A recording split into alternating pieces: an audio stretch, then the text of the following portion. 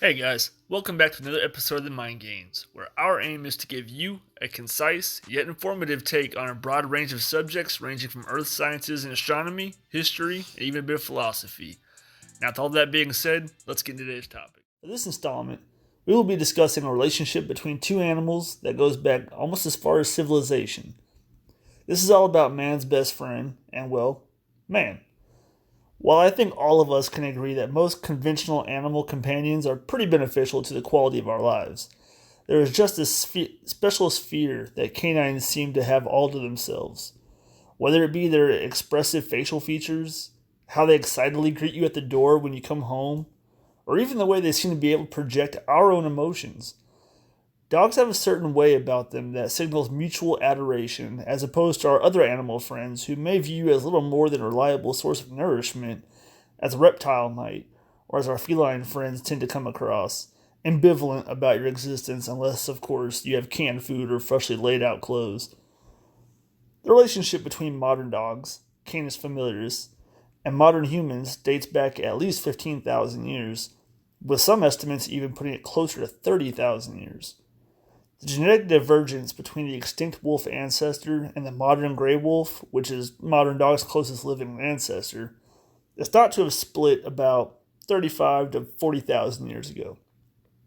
Animal domestication is a coevolutionary process that occurs when certain social pressures on a population force adaptations that involve other species with evolving behaviors and needs.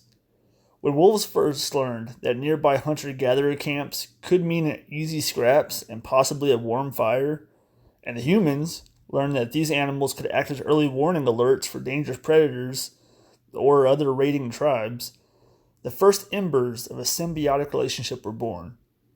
And ever since then, the bond of man and dog has only grown stronger. About 48% of American households have at least one dog, and they also serve a broad range of jobs and actions outside of the role of the household pet. Everything from hunting, herding, transportation, property protection, law enforcement, military, search and rescue, and assisting those with disabilities. In terms of their intelligence and behavior, dogs have co evolved to reflect our behaviors as well. The motivations and behaviors between two dogs playing and a dog playing with a human are immediately distinct. While we tend to anthropomorphize our animal friends broadly to mirror our own thoughts and personalities, it seems as though they do have more variance in their intro and extrovertic traits than our feline friends do. Dogs are evolved to be immersed in complex social groups and hierarchies that cats don't necessarily follow, which allows for the development of a broader range of personality traits to emerge as a species. One of the highest benchmarks for intelligence is the ability to execute empathy, which is something our tail wagging friends have in spades. A few studies have been done in which a participant will pretend to cry to gauge the dog's reaction, and instead of retreating to their usual source of comfort, which would be their owner, they will instead sniff, nuzzle, and sometimes even lick the crying stranger instead, seemingly understanding the person is in distress and attempting to alleviate the human's pain. Dogs also show human like social cognition in various ways as well.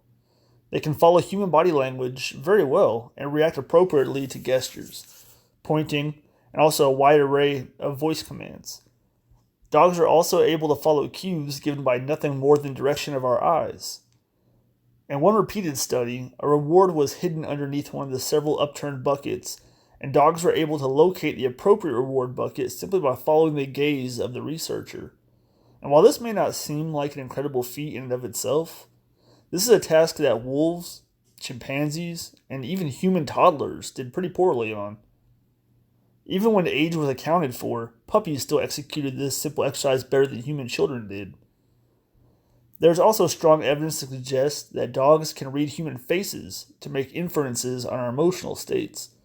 Additionally, when they seem to respond to facial expressions similarly to humans as well.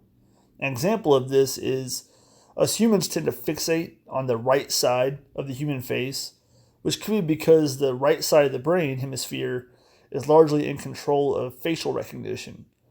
Well, it turns out that dogs do this to us as well, but not to other dogs, nor any other animal for that matter. This is exclusive behavior to them, making it the only non-primate animal to do so. Okay, guys, that's going to do it, wrap it up for today.